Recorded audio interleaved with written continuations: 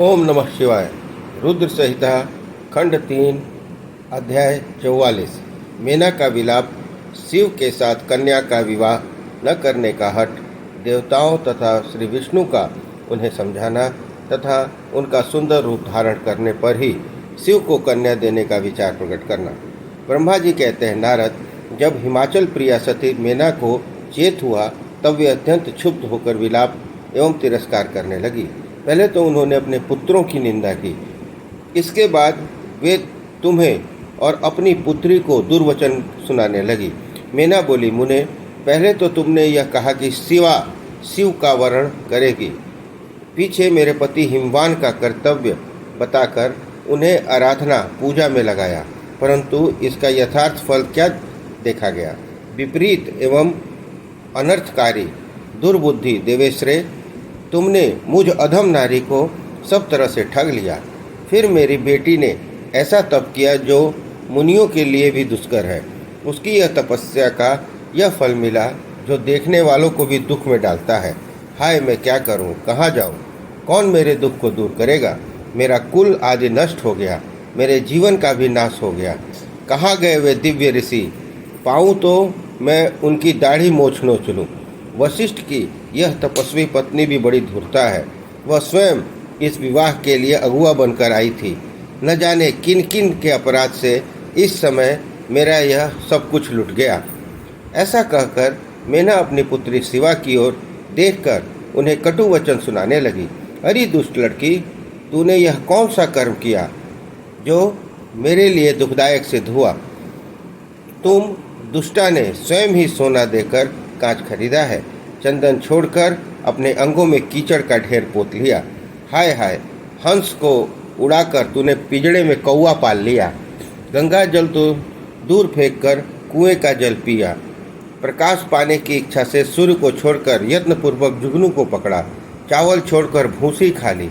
घी फेंककर मोम के तेल का आदरपूर्वक भोग लगाया। सिंह का आश्रय छोड़कर सियार का सेवन किया। ब्रह्म विद्या छोड़कर कुत्सित गाथा का श्रवण किया। बेटी, तूने घर में रखी हुई यश की मंगलमयी विभूति को दूर हटाकर चिता की अमंगल राख अपने पल्ले बांध ली।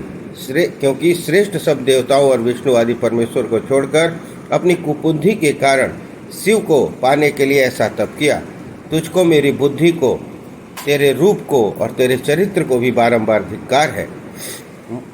तुझे तपस्या का आदेश देने वाले नारद को तथा तेरी सहायता करने वाली दोनों सखियों को भी धिक्कार है। बेटी, हम दोनों माता पिता को भी धिक्कार है जिन्होंने तुझे जन्म कड़स रस दिया। नारद, तुम्हारी बुद्धि को भी धिक्कार है। सुबुद्धि देने वाले इन सप्तऋषियों को भी धिक्कार है। तुम्हारे कुल को धिक्कार है। तुम्हारी क्रिया दक्षता को भी धिक्कार है और तुमने जो किया उस सबको धिक्कार है। तुमने तो मेरा घर ही जला डाला। यह तो मेरा मरण ही है। ये पर्वतों के राजा आज मेरे निकट न आए। सप्तऋषि लोग स्वयं मुझे अपना मुंह न दिखाएं। इन सब ने मिलकर क्या साधा? मेरा कुल का नाश कर दिया। हाय, मैं बाँझ क्यों नहीं रह गई? मेरा गर्भ क्यों नहीं गल गया? मैं अथवा मेरी पुत्री ही क्यों नहीं मर गई? अथवा राक्षस आदि ने भी आकाश में ले जाकर इसे क्यों नहीं खा डाला? पार्वती, आज मैं तेरा सिर काट डालूंगी। तूने ये शरीर के टुकड़े लेकर क्या करूंगी? हाय हाय, तुझे छोड़कर कहाँ चली जाऊं? मेरा तो जीवन ही नष्ट हो गया। ब्रह्मा जी कहते हैं, नारद, यह कहकर मेना मूर्छित हो पृथ्वी पर गिर पड़ी।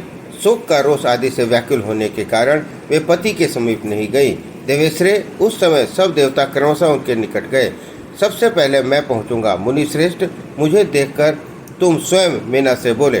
नारद ने कहा, पतिव्रते, तुम्हें पता नहीं है, वास्तव में भगवान शिव का रूप बड़ा सुंदर है। उन्होंने लीला से ऐसा रूप धारण कर लिया है।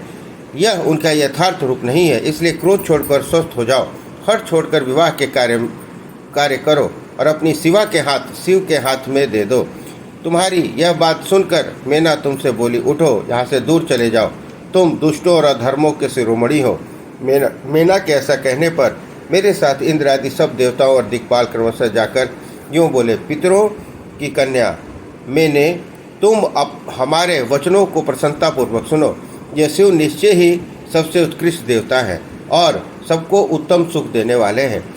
आपकी पुत्री के अत्यंत दुस्सह तप को देखकर इन भक्तवत्सल प्रभु ने कृपापूर्वक उन्हें दर्शन और श्रेष्ठ वर दिया था।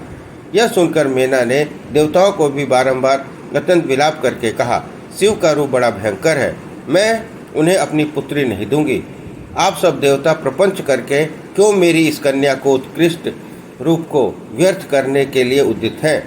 मुनिवर, उनके ऐसा कहने पर वशिष्ठ आदि सप्तऋषियों ने वहां जाकर इस बात को कही, पितरों की कन्या तथा गिरिराज की रानी मैंने,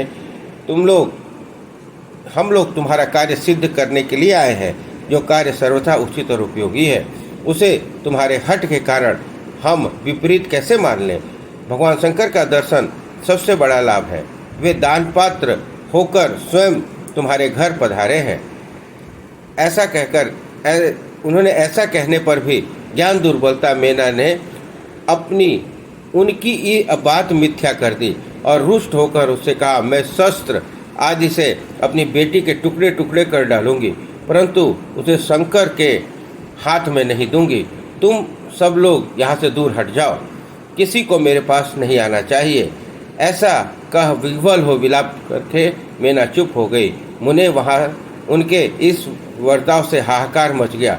तब हिमालय अत्यंत व्याकुल हो वहाँ आए और मेना को समझाने के लिए प्रेमपूर्वक तत्व दर्शाते हुए बोले। हिमालय ने कहा, प्रिय मुने, मेरी बात सुनो, तुम इतनी व्याकुल क्यों हो?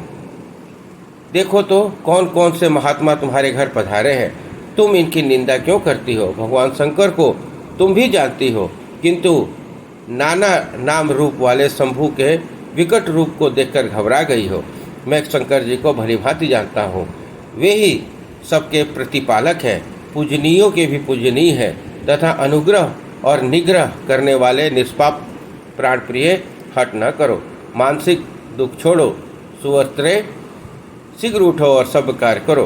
पहली बार विकट रूपधारी शंभु ने मेरे द्वार पर आकर जो नाना प्रकार की लीलाएं की थी, मैं उनका आज तुम्हें स्मरण दिला रहा हूँ। उनके उस परम महात्म्य को देख और समझकर उस समय मैंने और तुमने उन्हें कन्या देना स्वीकार कर लिया था। प्रिय, अपनी उस बात को प्रमाण मानकर सार्थक करो। इस बात को सुनकर शिवा की माता मेना हिमालय से बोली, नाथ, मेरी बात सुनिए और सुनकर आपको वैसा ही करना चाहिए।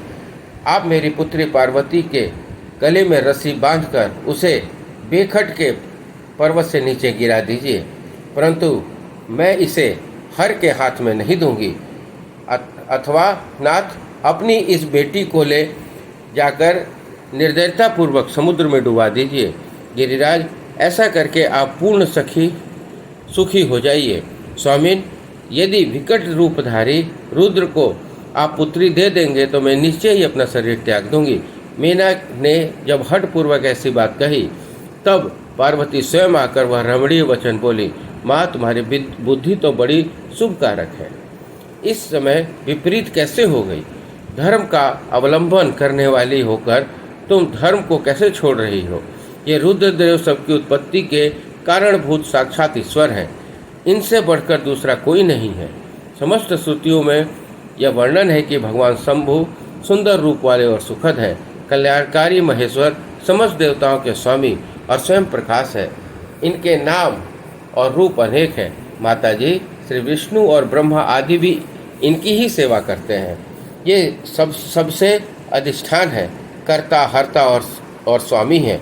विकारों की इन तक पहुँच नहीं है। ये तीनों देवताओं के स्वामी अविनाशी और सनातन है। इनके लिए ही सब देवता किंकर होकर तुम्हारे द्वार पर पधारे हैं और उत्सव मना रहे हैं। इससे बढ़कर सुख की क्या बात हो सकती है? अतः यत्नपूर्वक उठो और जीवन सफल करो।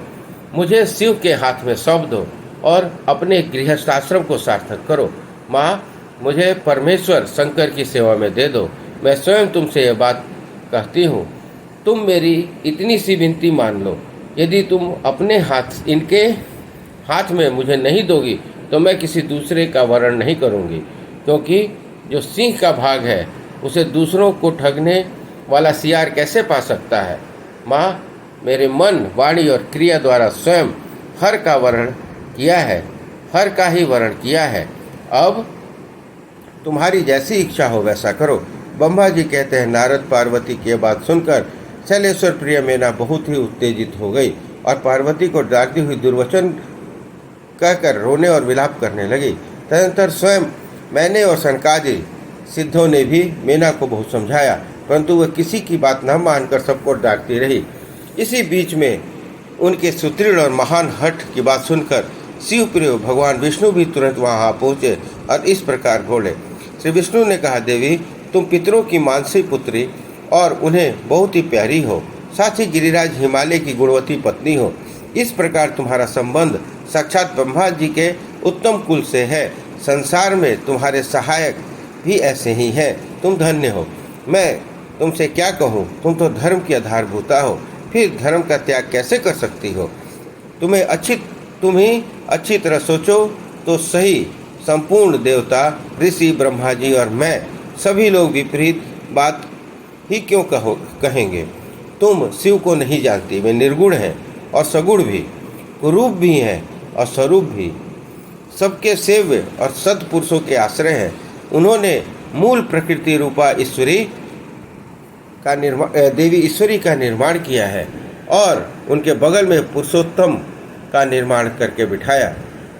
उन्हीं दोनों के सगुण रूप में मेरी और ब्रह्मा की उत्पत्ति हुई। फिर लोगों का हित करने के लिए वे स्वयं ही रुद्र रूप से प्रकट हुए। तदंतर वेद, देवता, स्थावर, जंगम से रूप से जो कुछ भी दिखाई देता है वो सारा जगत भगवान शंकर से ही उत्पन्न हुआ है। उनके रूप का ठीक ठाक वर्णन अब तक कौन कर सका है और कौन उनके रूप को जानता है? मैंने और ब्रह्मा जी ने भी जिनका अंत नहीं पाया है, उनका पार दूसरा कौन पा सकता है? ब्रह्मा से लेकर कीट पर्यंत जो कुछ जगत दिखाई देता है वह सब शिव का रूप है। ऐसा मानो इस विषय में कोई अन्यथा विचार नहीं करना चाहिए। वे भी अपनी लीला से ऐसे रूप में अवतरित हुए हैं और शिवा के तप के प्रभाव से तुम्हारे द्वार पर आए हैं। अतः हिमाचल की पत्नी, तुम दुख छोड़ो और शिव का भजन करो। इससे तुम्हें महान आनंद प्राप्त होगा और तुम्हारा सदा क्लेश मिट जाएगा। ब्रह्मा जी कहते हैं, नारद, श्री विष्णु द्वारा इस प्रकार समझाए जाने पर मेनका का मन कुछ कोमल हुआ, परंतु शिव को कन्या ना देने का हठ उन्होंने अब भी नहीं छोड़ा। शिव की माया से मोहित होने के कारण ही उन्होंने ऐसा दुराग्रह किया था। उस समय मेना ने शिव के महत्व को स्वीकार कर लिया। कुछ ज्ञान हो जाने पर उन्होंने श्रीहरि से कहा, यदि भगवान शिव सुंदर रूप धारण कर ले तब मैं उन्हें अपनी पुत्री दे सकूंगी, अन्यथा कोटि उपाय करने पर भी नहीं दूंगी।